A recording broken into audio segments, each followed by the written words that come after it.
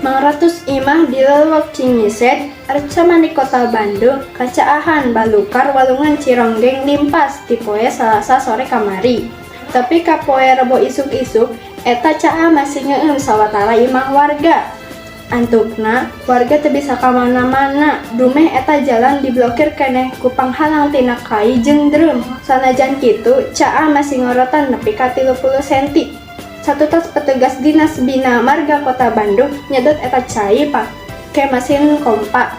Sanajan caina ngorotan, kegiatan warga di lewak Cingised Arca Mani Kota Bandung masih kateug. Pangna kitu, jalan pikeun ngajugjuk ka paimahan warga diblokir tur kakeueum. Sawatar kendaraan ge jalana kapaksa muter tur dipahing ngalalar ka paimahan masih keneh kacaahan. Sawatara imah warga nu geus teu kakeueum mimiti maresihan imah katut harta bandana.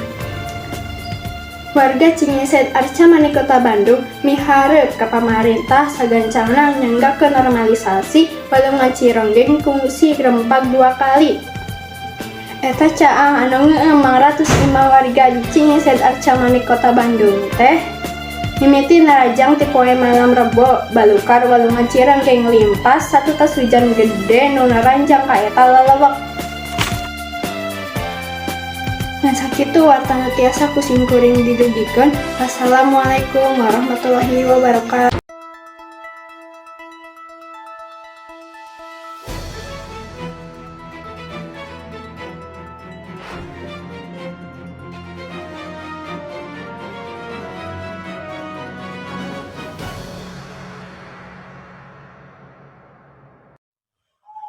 Assalamualaikum warahmatullahi wabarakatuh.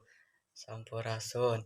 Wilujeng siang mitra sadaya tepang deui sareng simkuring Muhammad Zaki dina Warta Sunda TV nyanggakeun hiber salengkapna. Warga binaan di Lapas Kelas 2A Subang mibanda kaparigelan dina mintonkeun seni sisingaan. Cenah eta kaparigelan teh hasil tina latihan di jero lapas. Nu salah sahiji udaganana nyaeta pikeun nyinglar riributan di jero lapas. Nu maher milu mindang dina seni sisingaan di Subang horeng lain wae seniman atawa ahli seni tradisional bae. Pangeusih lapas kelas 2A Subang oge tetela maher milu midang dina seni sisingaan. Cara anu dipidangkeun anyar-anyar ieu. Harita warga binaan lepas nu kajeret ku rupa-rupa pasualan hukum teh mintonkeun kabisana dina pidangan sisingaan. Maranehna milu rerengkenakan Luyu jeung Wirahma Waditra nu mirigna tabeuhan khas Sunda. Kitu teh bari teu cicing metakeun atraksi dina rupa-rupa gerak. Susi Susilawati Kakanwil Kemenhukam Jabar nu ngahaja nyaksian eta atraksi warga binaan di Subang.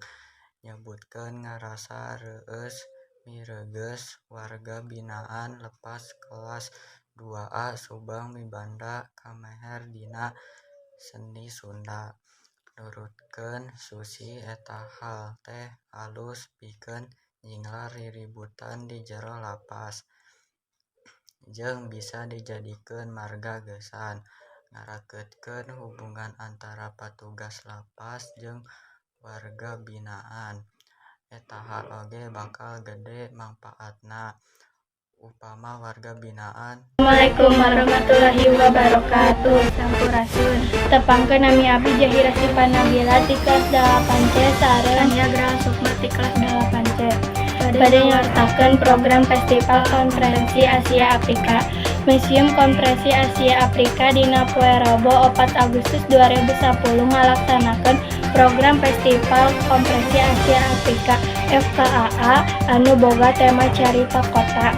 Jadi Mulyana Surya selaku ketua penyelenggara netelakeun program FKAA miboga tujuan pikeun ngaguin deui adil ektoris jeung modal politis Konferensi Asia Afrika anu lumangsung di Bandung tahun 1855. FKAA oge dipikahareup leuwih nyambungkeun kota Bandung minangka ibu kota Asia Afrika. Ayeuna FKAA sing bisa leuwih ngalojong jeung muka jaringan di antara masyarakat Asia Afrika. Wassalamualaikum warahmatullahi wabarakatuh. Assalamualaikum warahmatullahi wabarakatuh. Sampurasun, wilujeng enjing pamirsa patepangdi sareng simkuring Pundripana Mailani Putri dina acara Warta Sunda. Nyuguhkeun rupini informasi ke Sunda keur bararea. Kaping 28 Mei 2017. Pamirsa salami 3 menit kapayun simkuring baris nyarengan pamirsa dina informasi-informasi sabudeureun Jawa Barat. Anu munggaran aya warta ti Pangandaran nyaeta ngadonasi di lokasi wisata Pangandaran. Pamirsa sumangga nyanggakeun bae warta dihibur salangkupna.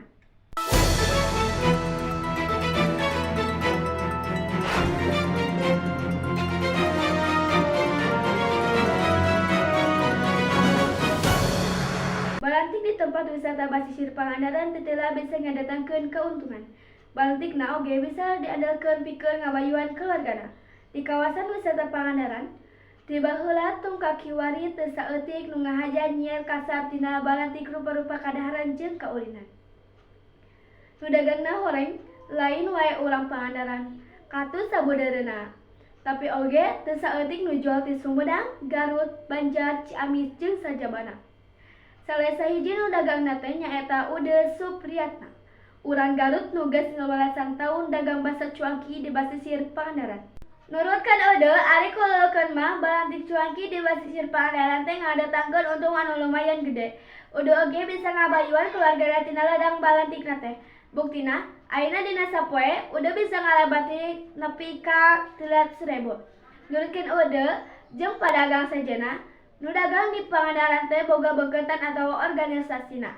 Eta teh sangka nu dagangna tertib jeung aya nu ngurus mun pareng aya pasualan. Pemirsa, informasi anu nami pangrupikeun informasi pamungkas dina pidangan Warta Sunda dangat ieu nedahmuteun dina samudara kalepatan simkuring Pundripana Mailani Putri sejak amit mundur amit mungkur. Wassalamualaikum warahmatullahi wabarakatuh.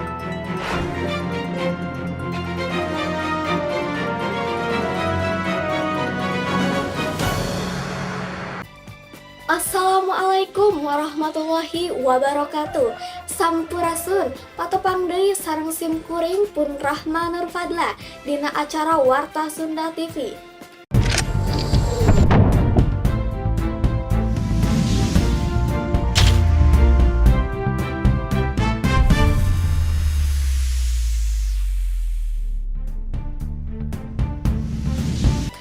Barudak Sunda kiwari leuwih wanoh kana kesenian deungeun tibatan kana kesenian tradisional Sunda. Kitu hasil panalungtikan Lembaga Kabudayaan Sunda Sangawa Lexus. Sakumaha anu ditetelakeun ku Pupuhu Lexus Yayan Sopyan di Lembang Senin 3 April 2017. Nurutkeun Yayan, eta panalungtikan teh dilaksanakeun di wewengkon Kabupaten Bandung Barat salila bulan Januari 2017. Ari sampel nama 400 siswa SMP anu dianggap bisa ngawakilan siswa SMP di Kabupaten Bandung Barat. Panginten sakitu wae Warta Sunda dinten ayeuna. Hapunten kana sadaya kalepatanana. Wassalamualaikum warahmatullahi wabarakatuh.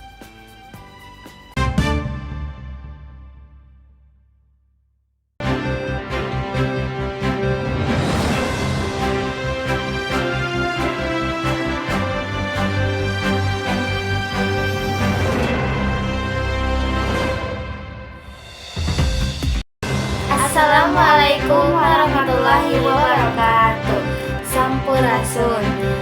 Koncara. Bandung teh aya pisan ku kulinerna. Hiji di antarana nyaeta kupat tahu gempol. Kupat tahu nulis aya ti tahun genep 5 keneh. Kupat tahu gempol teh kaasup salah sahiji kuliner kajojo di kota Bandung. Buk teh teueuh menurut kayak lain. Tapi kalang mah konsumen kudu nyantai heula nungguan tempat tiup nu kosong.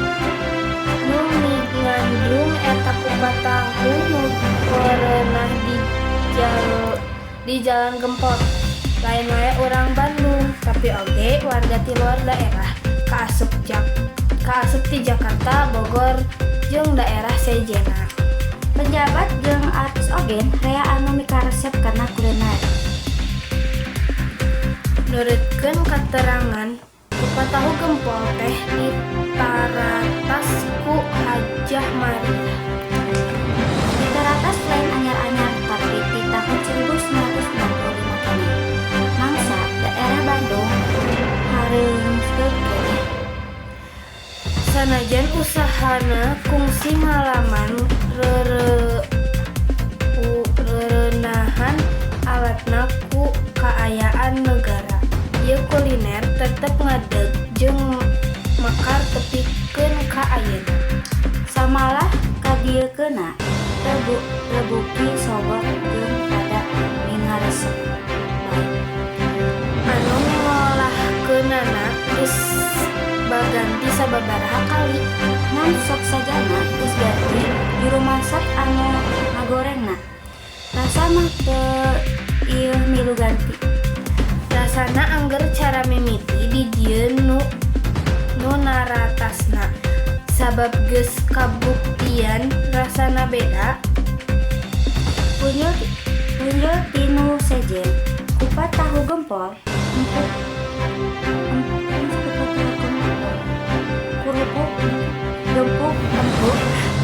kupatna.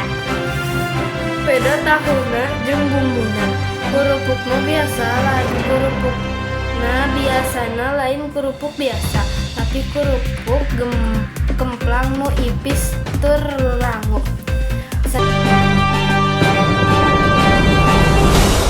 Assalamualaikum warahmatullahi wabarakatuh. Sampurasun, wilujeng siang mitra sadaya. Tepang deui sareng sim kuring kun Anissa Rizkiani dina program Warta Sunda TV. Sababaraha warta anu karediksi Sunda TV baris didukikeun dina 10 menit kapayun. Pamirsa nyanggakeun iber salengkepna.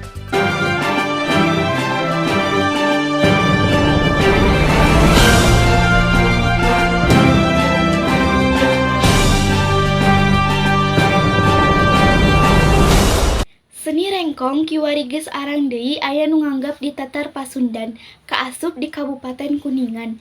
Dina ayeuna oge ukur sataun sakali. Dina acara Seren Tahun Hungkul. Rengkong teh seni asli Sunda nu teu bisa dipisahkeun dina budaya tatanen di Tatar Sunda. Ngaran rengkong oge kapan dicokot tina ngaran hiji pakakas paranting nganggung beas. Sabangsa rancatan nu dijieuna tina awi gombong, panjangna 2 meteran. Mun keur dipake nanggung sababaraha pare, rengkong teh ilaharna sok ngaluarkeun suara nu aneh hasil tina nyeserna injuk jeung awi. Ari nu maenkeunana nurutkeun Asep. Seniman rengkong asal Kuningan mah biasana lalaki nu geus samawa bari make pakaian adat Sunda model kampret lengkap jeung pangsit hideungna. Diwuwuhan ku iketan atawa totopong. Seni rengkong teh baheulana mineng dipake dina acara-acara tradisi. Tapi ayeuna mah geus arang deui iwal dina acara tahunan panen raya. Anissa, Sunda TV.